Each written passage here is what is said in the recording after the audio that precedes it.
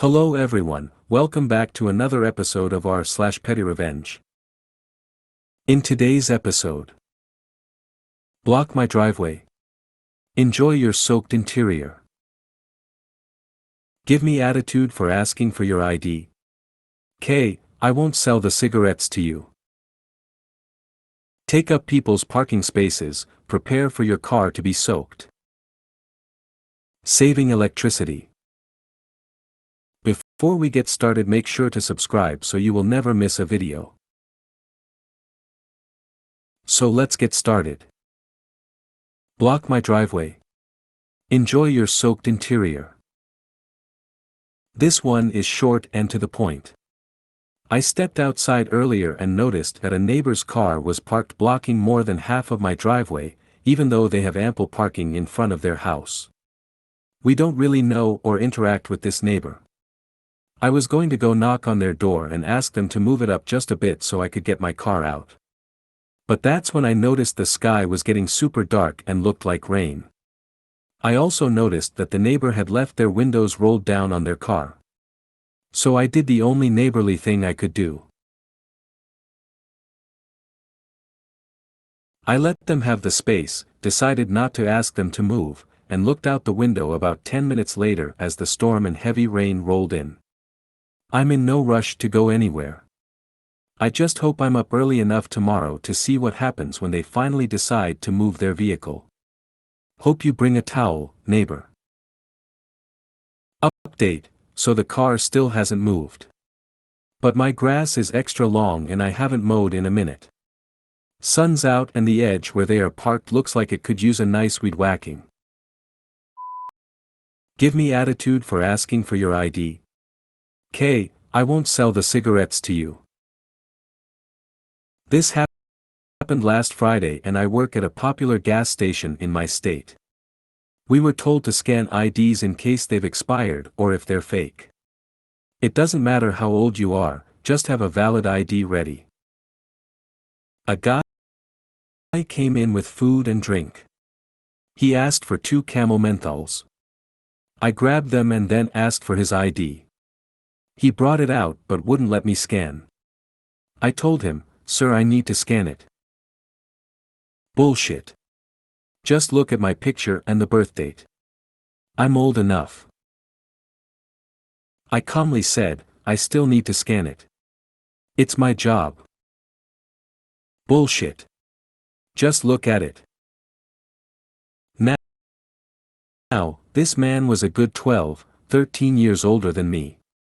He thought he could take advantage of a 39-year-old blonde, petite woman. I said, "Okay, I can't sell these to you." So I took the cigarettes back to the shelf. He bought his food and asked me why I wasn't selling them. I told him, "Because of your attitude." He laughed awkwardly and took off in a huff. Edit, my boss said I was in the right and that I handled it really good. Edit 2, this has exploded. Like I said below, the whole point of my refusing to sell is because of how rude and entitled he was being towards me. I was basically his verbal punching bag. I had the right to refuse the sale.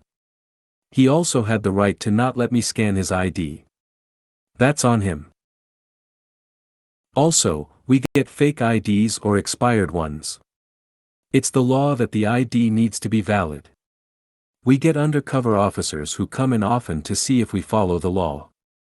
It doesn't matter how old you are. If we're caught, we get fined a hefty fine, go to court and suspended from working for a week. Am I willing to risk my job over a rude, crusty old man who won't let me scan his ID in case it's fake or expired? Or do I just follow the rules?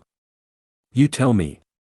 I didn't appreciate his attitude over something I have no control over. The petty revenge part is telling him it's because of his attitude. The entitlement and ignorance from most of you is astounding. Take up people's parking spaces, prepare for your car to be soaked. So where we live, parking is a nightmare. two neighbors conspire to take up the 3 spaces, ensuring that our 75-year-old neighbor can rarely park outside her house. They have parking outside their garage, but they want both cars outside their house. I work nights and came home the other morning and it had started to rain, and for once his car was parked outside the garage, and anyone else, I'd have got a black bin liner and masked it up so no rain could get in. We had the thunderstorm from hell, sheer bliss after the hot weather, and all weekend his BMW got soaked as no one could really see it but us and our neighbors who were away. I got home yesterday after a grueling 15-hour shift. I was shattered and he was back from his long weekend away and the inside of his car was sodden. He got right up in my face, I'm 5 feet 150 inches cm, and asked if I knew it was open. I smiled and said yes, and he lost it, called me every name you could think of.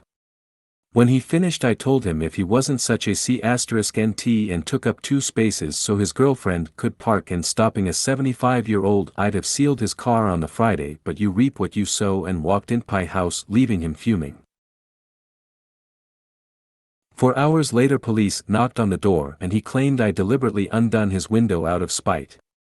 I am shattered, groggy, and explained I'd done 3 back-to-back night shifts on little sleep and would they like to see the CCTV footage. I showed them the footage of him driving into the space with the window open and walking away. He was arrested for making false allegations. I think I was too tired to think straight, but I gave them the footage on the flash drive and then slept for 12 hours. I didn't work last night, yay, but he knocked on the door and my husband answered, and he's sweetness and light, but he also has the "don't fuck with me" face, and I let him deal with his whinging where he claimed it was a misunderstanding and would I retract the charges.